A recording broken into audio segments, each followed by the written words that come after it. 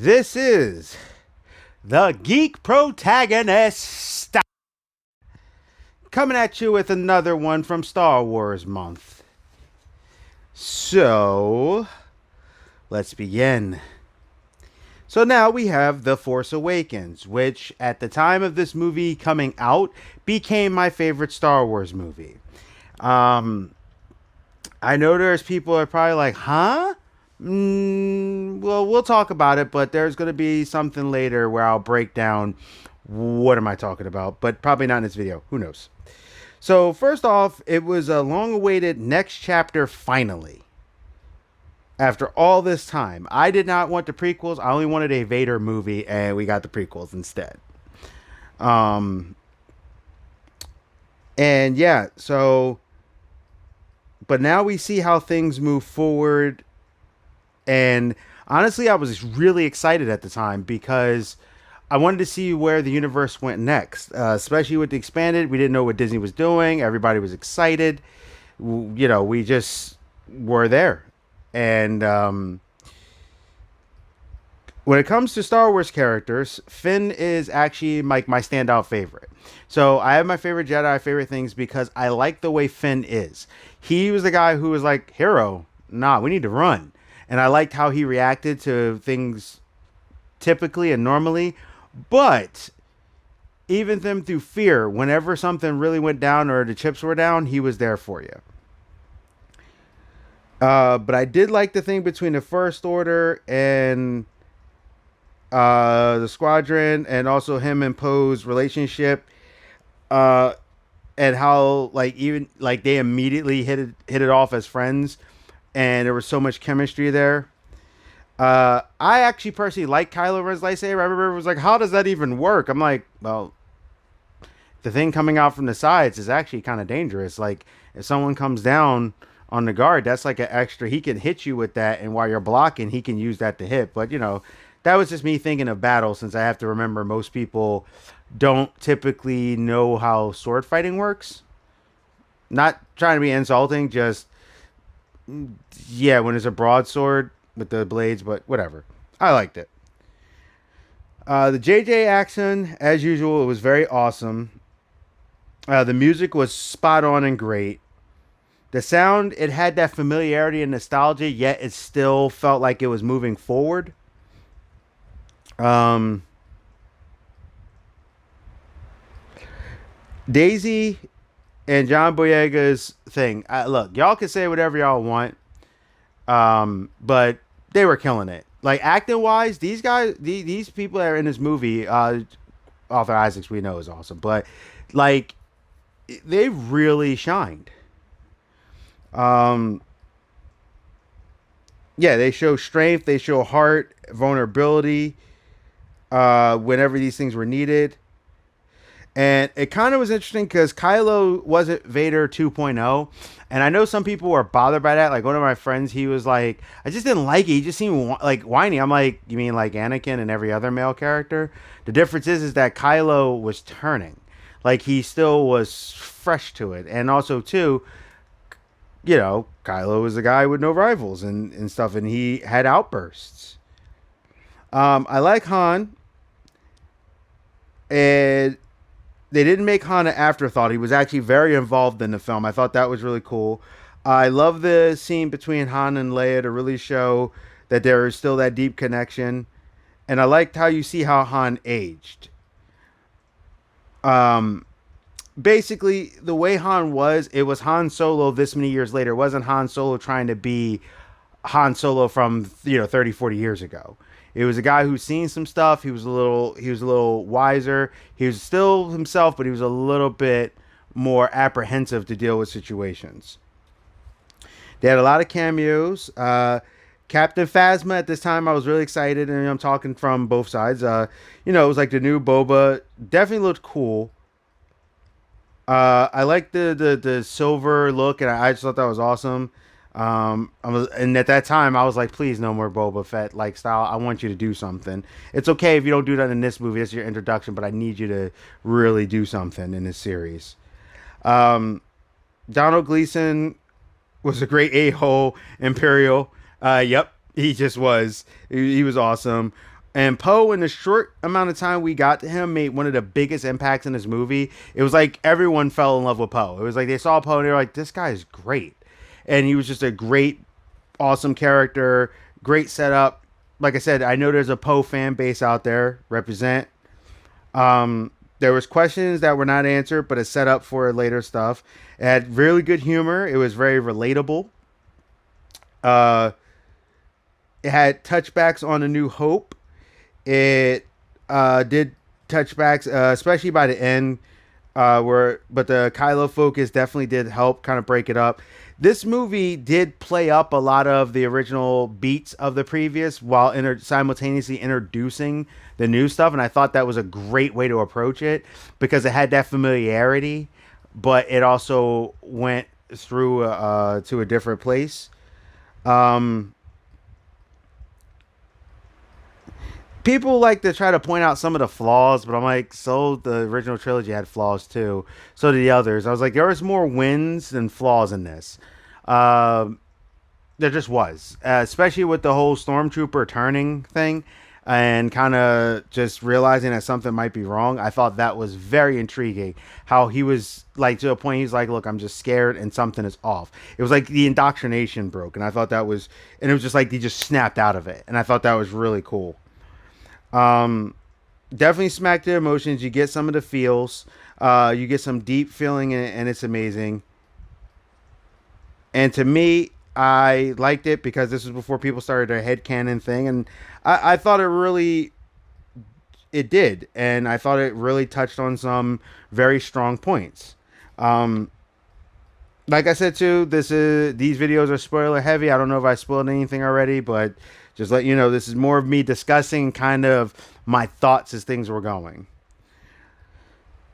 I love when they had an opening crawl that Luke Skywalker is missing. That was just such a powerful thing. Like, yo, Luke is missing. The jaw just dropped. Like, wow, what is going on? Uh, like I said, Poe and Finn, they definitely steal the scenes with Kylo. Just how they were running around, how they were dealing with everything. You got to see Poe be the best pilot. It wasn't just talked about. You actually got to see it, and I thought that was great. Had a great opener. The laser shot stop that Kylo did, that was just freaking cool. What Poe tried to do, he's like, nope. And he just held it there. That was so awesome. That was like a great way to open a movie. Uh, the Force freeze was sweet with Rey when she did the kind of thing. BB-8, I love that thing. But the info to a way like so they had like the baddies with the resistance, like the original. So you had like R2D2 and stuff like that. I actually really like BB-8 for. I know the other droids were fine.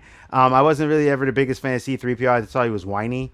I didn't hate him. It just was like every time I was a kid, I was like, shut up. R2D2 was very useful and cool. I actually have to say, I think my favorite droid out of all the good droids is BB-8.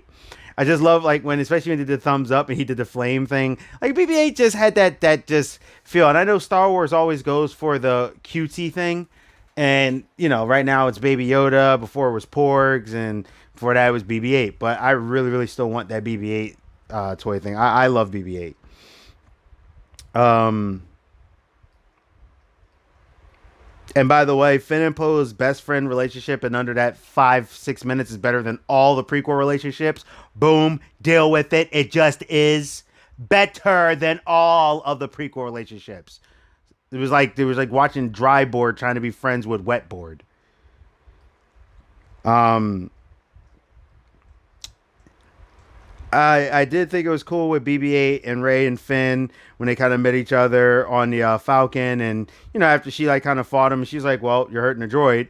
I'm gonna get you," because she just didn't know how to take him. Um, the awesome Tie fight was shot with how they did that whole thing. And here's something you start to question as you're watching a movie: Are they force sensitive? Who's force sensitive? Are they both? But you do see Ray get some of the visions, and then later, you find out Finn is not in the force sensitivity. But how Ray does the thing with the Millennium Falcon was dealing with like the force, and it was like, wow, how did she do that? She's like, I don't know. I like that and I thought that was cool. Like you're starting to slowly see, you're already starting to see hints to it. Um, Kylo Specs. So, like I said, I like the fact that he kind of came off a little unstable, immature, and he had to kind of find his maturity as the movies went on. Snoke points out that Han is your daddy. I thought that was very interesting when you see this big booming figure with all these scars and stuff, and it's just like, yeah. And it started going people like who Snoke, who Snoke. Um, I like the fact that Adam was like normal under there, where Anakin you saw that he had scars and stuff. But you saw that when he took off his thing, Adam Driver or Kylo or Ben Solo, when he took off his helmet and stuff, he was a normal guy, and it kind of was off-putting because it was like it made him feel approachable but uncomfortably approachable. I thought that was really cool. That he wasn't a monster, like killed Jedi. There was no one really to challenge him, so he just was who he was. Um, Now the good bad begins. I like that Ray fought him back with the power thing, but reading her mind, where he's trained, and then she kind of reversed it on him. I was like, wait, how was she able to do that? And I guess she's just good with that stuff just there. And I like the challenge that they did, but they did kind of annoy me at that time when she reads the whole thing about like Darth Vader. Now, I will be doing a video later explaining this, but as of right now, I was questioning, as many others are, oh, maybe she's a Mary Sue. Um, I got something to counter that with, but I'm not going to do it in this video. I'm going off of my initials. I have a video where I talk about that. Because there's some things that I think a lot of you Star Wars fans that you like push. I don't think you're as deep into the lore as you think you are. I know that sounds very pompous, but like I said, I'll explain later. Um, I saw how they kind of did the thing where they talked about what was going on with Luke and how he was like left out and stuff. And they had like that, at the end when he was like, I can't look at the thing, and he kind of does it. I also liked how Solo, like you see the suffering and like between Ben and him, how that was that relationship. I thought was, especially when he touched his face because he was still his boy. I thought that was deep. And when he was praying to the crazy burnt mask, hearing voices, it was like, oh, is this dude nuts? So that I found very crazy and interesting. But you knew more is coming, more bad guys, more this. Like I said, when Han dies, I remember being in the theater, and I remember hearing people weep. I even got welled up with emotion. I felt something. I mean, it's Han freaking Solo. But I saw some kids, they were at tears. But the thing I heard was a dad or something when I was with my friends that was like either next to me or next to me and kind of like behind me. Fix that. I was saying that a dad and his friends, they were either right next to me or next to me, kind of behind me. And I heard a kid ask their dad and said, Dad, are you okay? And he said, yeah, but my hero was gone. And it was like, yo, this dude was some people's hero. Like, that's crazy. But it's like deep, and it tells you how it moved people in an emotional connection. But they had a beautiful convo when they did it, and he was like, I don't know what I could do. Solo kind of knew what was going on to a degree, but Leia told him to bring him home. When he took that hint, that hit, it was kind of sad because Leia felt it, but Chewbacca's reaction made it that much worse. It was like visceral. Um, it his reaction, and Han gazed at his son in the face. It was just very powerful scenes. And when you saw Chewie, just the sheer pain he felt, and when he started blasting off because he was so upset. The lightsaber in the Battle at the Star Killer base, I know it was like the Death Star. I like the idea of a planet engine thing, and I like the idea of how it worked, where it actually absorbed a star because they didn't have a kyber crystal, like in the other one where they said Death Star had a giant kyber crystal. So I thought that was pretty cool. They had to find an alternate source, so Star Killer. Also, a hint to the Star Killer from the games, hint to what Luke Skywalker's original name was going to be. I like that when the lightsaber battle was happening, it was wild because where Chewie shot him, he keeps hitting the wound and he keeps beating on the wound. At first, I was like, is he beating his chest? And I realized he was trying to quell up the power, quell up the anger, quell up the emotion to get stronger. Uh, and when Finn fights him, he steps up. And I'm like, oh, shoot, Finn, my boy, Joanne. I'm like, oh, you about to come and fight you. And it was kind of cool. And then Finn got wrecked. And I was like, no. And I thought Finn was going to die when he went up his back. Uh, but it was kind of crazy because the way they were fighting, too, it was like very angry and broad. So trees were getting cut up and he's just going for it. And he wasn't poised. He was just kind of swinging. Just these crazy bad slices. And when Kylo, but I do love what after that Kylo sees the lightsaber and he's like, all right, I'm gonna call the lightsaber, and he starts trying to pull it. But then what you see is you see it fly past him, and then Rey catches it, and you realize that she's the one that the Force awakened in. And after reading like what Kylo and everything, the music hits and it's great because they start going and Kylo's like, I can train you, I can teach you, I could do this. But then she like he talks about the Force and then she focuses on the Force and then gets the calm and then she kind of pops him in the face. Now I know some people because Kylo loses, falls, and gets this crazy awesome scar I really like, and I know that some people were like trying to question that. And I think what it was that Kylo was so focused on trying to convert her, he didn't pay full attention the way he should have. Kind of similar to what Vader did to Luke, but Vader is such a master in comparison to all the wars and the experiences that Vader has had, and the culmination between fighting Kanan and them later, where this guy has really had no rivals. So he kind of lacks. He was out of practice, kind of thing. And after thinking that Kylo, when they said it, they're like, Kylo hasn't been training. Because he even says, yeah, like, we got to complete his training. That's what Snoke says. Call him back. And also, too, Rey isn't, like, some people, they kind of act like Rey just out of nowhere couldn't fight. You see her earlier in the movie use a staff and stuff. Like, she's been living on her own. She's, to not be violated or to do things, she has to fight. Like, to not have her stuff stolen. So she has a skill set in fighting. And even though Kylo was training, Kylo did learn like some of the lightsaber things, but we know it wasn't crazy super long. And Snoke kind of just encouraged him to kind of use his powers to the point, but kind of left him where he was. So Rey kind of was more of a survival mode, while Kylo was more of a conceited mode, and his hubris got him in trouble. It does happen. People like to say, "Oh, she's a girl, so she can't fight him." No, it does happen. He was out of practice. Nobody was there to challenge him. And without the competition, he kind of slacked. But I do like Snoke kept the power. And I think Snoke also kept the power. So, like, if somebody is, like, let's say a green belt, and they're, like, 3 or 4 belts away from a black belt, but everyone else is a white or yellow belt, and they're still blue, orange, green, and then, let's say, red, red, and then black, he's going to be stronger than most. But if someone has at least enough skill, a good, maybe a high, like, yellow, and the green is kind of underestimating the situation, the green can lose. But now, he has to get this brawler into his skills. And I love that Snoke was like,